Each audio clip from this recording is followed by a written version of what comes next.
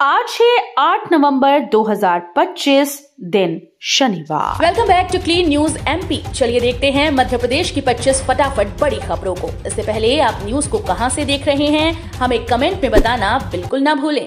साथ ही हमारे Facebook page को भी फॉलो करें। फेसबुक पेज का लिंक डिस्क्रिप्शन में दिया गया है। भोपाल में सीएम मोहन यादव ने 877 नवनियुक्त अभ्यर्थियों को सौंपे नियुक्ति पत्र। मुख्यमंत्री मोहन यादव ने भोपाल में आयोजित कार्यक्रम में वन विभाग और लोक स्वास्थ्य एवं चिकित्सा शिक्षा विभाग के 877 नवनियुक्त अभ्यर्थियों को नियुक्ति पत्र सौंपे। इस अवसर पर सीएम ने कहा कि युवा शक्ति के योगदान से मध्य प्रदेश मजबूत, सुरक्षित और समृद्ध प्रदेश बनेगा। उन्होंने सभी को उज्जवल भविष्य की शुभकामनाएं दी। कार्यक्रम के बाद सीएम ने एक्स पर लिखा, आप सभी के प्रयास से मध्य प्रदेश मजबूत, सुरक्षित, समृद्ध और स्वस्थ प्रदेश बने। एमपी पुलिस ट्रेनिंग स्कूल्स में गीता पाठ की शुरुआत। हर दिन श्लोकों से होगी दिन की शुरुआत। Madhya Pradesh police training school में अब हर दिन की शुरुआत श्रीमद् भागवत गीता के श्लोकों से होगी। श्री रामचरितमानस पाठ के बाद ये नई पहल ग्वालियर के तिगरा पुलिस ट्रेनिंग स्कूल से शुरू की गई। मार्गशीर्ष माह की शुरुआत के साथ ही नव आरक्षकों को गीता का पाठ कराया जा रहा है। एडीजी राजा बाबू सिंह के अनुसार गीता जीवन का सार है। इसके श्लोक न केवल मानसिक शांति देंगे बल्कि कर्तव्य, अनुशासन और आत्म संयम का बोध भी कराएंगे। एमपी में शिक्षकों की अटेंडेंस पर सख्ती। ऐप से हाजिरी नहीं तो कटेगा वेतन। मध्य प्रदेश में अब शिक्षकों की उपस्थिति पर पूरी तरह से डिजिटल नजर रखी जाएगी। जबलपुर हाईकोर्ट के आदेश के बाद स्कूल शिक्षा विभाग ने ई अटेंडेंस सिस्टम को सख्ती से लागू करने के निर्देश दिए। प्रदेश के 3 लाख से अधिक शिक्षकों और अतिथि शिक्षकों को अब हर दिन हमारे शिक्षक ऐप से ऑनलाइन हाजिरी लगानी होगी। विभाग ने साफ कहा कि आदेश का पालन न करने वालों के वेतन में कटौती की जाएगी। नेशनल कैंसर अवेयरनेस डे पर ह्युंडई फाउंडेशन की पहल। जीनोम डेटा से बताए जाएंगे बचाव के तरीके। नेशनल कैंसर अवेयरनेस डे पर ह्युंडई मोटर इंडिया फाउंडेशन ने अपनी महत्वाकांक्षी पहल ह्युंडई होप फॉर कैंसर के जरिए कैंसर केयर में नई दिशा दी। भारतीय प्रौद्योगिकी संस्थान मद्रास के साथ मिलकर शुरू की गई इस पहल में जीनोम डेटाबेस के आधार पर कैंसर से बचाव और उपचार की संभावनाओं पर विशेष फोकस किया गया है। एमपी सरकार ने सोयाबीन किसानों के लिए बढ़ाया भावांतर। प्रति क्विंटल 1300 रुपए अतिरिक्त। मध्य प्रदेश सरकार ने सोयाबीन किसानों के लिए खुशखबरी दी। भावांतर योजना के तहत किसानों को प्रति क्विंटल 1300 रुपए अतिरिक्त मिलेंगे। राज्य सरकार ने मॉडल रेट 4000 रुपए तय किया और ये राशि 13 नवंबर को सीधे किसानों के खातों में जमा कर दी जाएगी। इस योजना के लिए 9 लाख से अधिक किसानों ने पंजीकरण कराया है। समर्थन मूल्य 5328 रुपए प्रति क्विंटल है। मंडियों में कीमत कम मिलने पर यह कदम किसानों की आय बढ़ाने और उन्हें न्यूनतम समर्थन मूल्य का पूरा लाभ दिलाने के लिए उठाया गया। एमपी स्कूल्स में अब 10वीं 12वीं के लिए वन लाइनर नोट्स और वीडियो लेक्चर की सुविधा। Madhya Pradesh school education department ने कक्षा 10वीं और 12वीं के छात्रों के लिए बोर्ड परीक्षा की तैयारी को आसान बनाने का फैसला किया।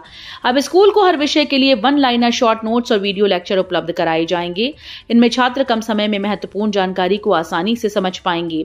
नई नीति का उद्देश्य छात्रों का परीक्षा तनाव कम करना और उसके परिणाम सुधारना है। सतना और महर में गैस संकट गहराया। 5.5 लाख परिवारों के चूल्हे ठंडे पड़ने की नौबत। मध्य प्रदेश के सतना और महर जिलों में रसोई गैस संकट गहराता जा रहा है। बीते 1 महीने से गैस आपूर्ति में रुकावट के चलते करीब 5.5 लाख परिवारों के चूल्हे ठंडे पड़ने की कगार पर हैं। आईओसीएल, एचपीसीएल और बीपीसीएल की गैस सप्लाई बाधित होने से कई एजेंसीज के गोदाम खाली हो चुके हैं।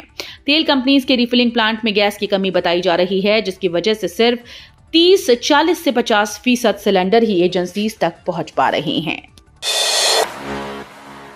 युवा कांग्रेस चुनाव बना कमलनाथ की ताकत दिखाने का मंच। मध्य प्रदेश कांग्रेस में जहां अब तक दिग्विजय सिंह का प्रभाव हावी रहा, वहीं पूर्व मुख्यमंत्री कमलनाथ ने युवा कांग्रेस चुनाव के जरिए एक बार फिर से अपनी राजनीतिक ताकत का एहसास कराया। विधानसभा लोकसभा चुनाव के बाद कमलनाथ की सक्रियता भले कम दिखी हो, लेकिन संगठनात्मक समीकरणों में उनका प्रभाव अब भी बरकरार है। प्रदेश कांग्रेस अध्यक्ष जीतू पटवारी और महिला कांग्रेस अध्यक्ष विभा पटेल भले दिग्विजय समर्थक हों, मगर युवा कांग्रेस चुनाव ने फिर से कमलनाथ को सुर्खियों में ला दिया है। रीवा से दिल्ली के लिए शुरू होगी हवाई सेवा। 10 नवंबर को उड़ान भरेगा 72 सीटर विमान। विंध्यवासियों के लिए बड़ी खुशखबरी है। अब रीवा से दिल्ली की दूरी और भी घटने जा रही है। 10 नवंबर को रीवा एयरपोर्ट से 72 सीटर ATR 72 विमान राजधानी दिल्ली के लिए उड़ान भरेगा। इस ऐतिहासिक हवाई सेवा का शुभारंभ मुख्यमंत्री डॉक्टर मोहन यादव और केंद्रीय नागर विमानन मंत्री राम मोहन नायडू संयुक्त रूप से करेंगे। कार्यक्रम से पहले उप मुख्यमंत्री राजेंद्र शुक्ल ने एयरपोर्ट पर तैयारियों की समीक्षा की। कांग्रेस प्रशिक्षण शिविर का 6वां दिन, अर्थव्यवस्था पर मंथन, राहुल गांधी आज होंगे शामिल। पचमढ़ी में चल रहे कांग्रेस के संगठन सृजन अभियान के प्रशिक्षण शिविर का आज 6वां दिन है। इस सत्र में भारतीय अर्थव्यवस्था और राजनीति पर गहन चर्चा हुई, जिसे ऑल इंडिया प्रोफेशनल कांग्रेस के राष्ट्रीय अध्यक्ष प्रवीण चक्रवर्ती ने संबोधित किया। शनिवार को राहुल गांधी शिविर में शामिल होंगे और नए जिला कांग्रेस अध्यक्षों से विभिन्न विषयों पर सीधी बातचीत करेंगे। SIR में शिक्षकों की ड्यूटी पर बवाल, सिंघार बोले स्कूल बंद होने की नौबत, बच्चों का भविष्य खतरे में। मध्य प्रदेश में वोटर लिस्ट के स्पेशल इंटेंसिव रिवीजन यानी SIR प्रक्रिया को लेकर विवाद बढ़ गया। 4 नवंबर से शुरू हुए इस अभियान में 65,000 BLO घर घर जाकर वोटर्स की जानकारी जुटा रहे हैं, जिनमें 15,000 से अधिक शिक्षक शामिल हैं। इसे लेकर नेता प्रतिपक्ष उमंग सिंघार ने सरकार पर निशाना साधा। उन्होंने कहा कि शिक्षकों की कमी से जूझ रहे स्कूल से हजारों टीचर्स को SIR में झोंकना शिक्षा व्यवस्था को ठप करने जैसा है। वंदे मातरम के 150 वर्ष, सीएम डॉक्टर मोहन यादव बोले यही था आजादी का मूल मंत्र।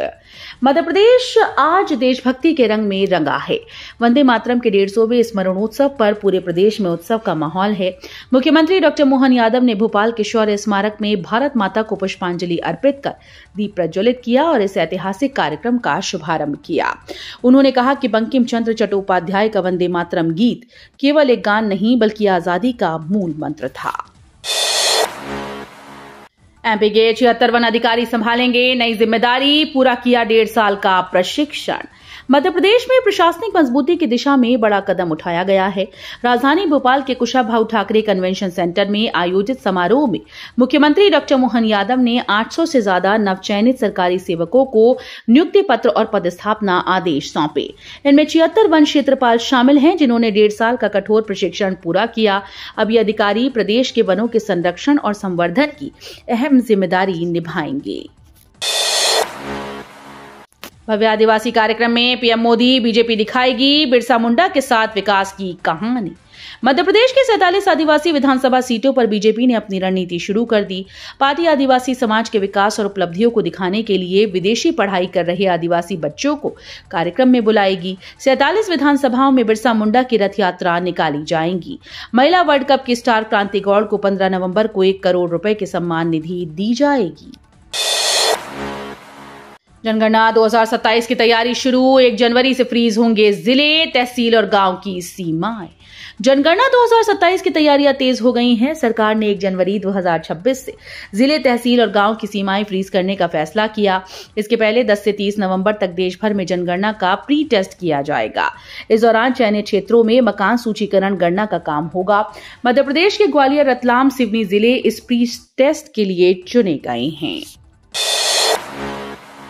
डुमना एयरपोर्ट के पास विकास की रफ्तार, लेकिन 900 परिवार अब भी बेघर। डुमना एयरपोर्ट के पास का इलाका तेजी से VIP जोन बनता जा रहा है। Luxury hotels, colonies, corporate buildings खड़ी हो रही हैं, लेकिन इसी चमक के बीच नौगांव के करीब 900 परिवार आज भी कच्ची झोपड़ियों में जिंदगी गुजार रहे हैं। नगर निगम के वार्ड 79 के इन गांव को अब तक प्रधानमंत्री आवास योजना का लाभ नहीं मिला।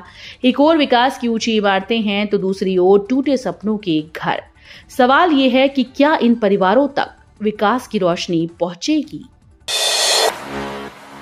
मरीजों को क्या बचाएगी एम्बुलेंस, खुद बीमार पड़ी स्वास्थ्य सेवाओं की गाड़ियां। जिले की स्वास्थ्य सेवाएं खुद इलाज मांगती नजर आ रही हैं। मरीजों की जान बचाने वाली एम्बुलेंस सब खस्ताहाल हो चुकी है। 108 एम्बुलेंस के नोडल अधिकारी IP निवारिया ने निरीक्षण में पाया कि कई एम्बुलेंसों में जरूरी दवाएं और उपकरण तक नहीं। बरादरी में खड़ी एक एम्बुलेंस का दरवाजा खराब था और EMT अनट्रेन्ड मिला। ये हाल तब है जब इन्हीं वाहनों पर मरीजों की जिंदगी टिकी होती है। भारतीय वायुसेना को जल्द मिलेंगे 80 नए ट्रांसपोर्ट विमान, दिसंबर में मंजूरी की तैयारी। भारतीय वायुसेना की ताकत अब और बढ़ने जा रही है। रक्षा मंत्रालय 80 मीडियम ट्रांसपोर्ट एयरक्राफ्ट खरीदने की तैयारी में है।